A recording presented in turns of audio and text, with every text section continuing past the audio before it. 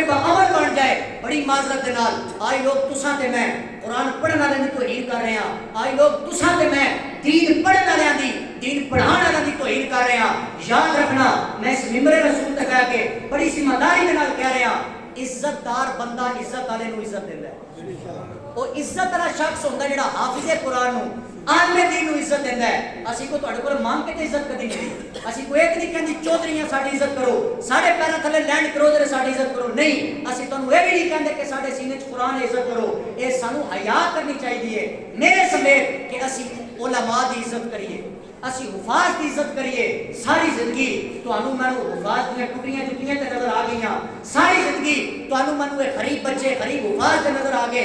اسی لوگ ساڈی تر تر زبان چلدی حفاظ کرام تے, ساڈی تر تر زبان چلدی علماء کرام تے. کبھی سوچی کہ حافظ بنن واسطے کتنے جتن کرنے پیندے نے, کبھی سوچی کہ عالم دین بنن واسطے کتنے جتن کرنے پیندے نے. اج لوگ تے او بھی علماء تے گلاں کر لیندے نے جنہاں نوں ماشاءاللہ الا ماشاءاللہ وضو دا پورا طریقہ ہی نہیں پتا, غسل دا طریقہ نہیں پتا. وہ بھی بولتے ہیں تے علماء کی توہین کرتے ہیں, وہ بھی بولتے ہیں حفاظ کی توہین کرتے ہیں. یاد رکھنا ذات دا کمینہ اور بدبخت انسان ہوئے گا جڑا حافظ قرآن کی بےزتی کرے گا, جڑا عالم دین کی بےزتی کرے گا.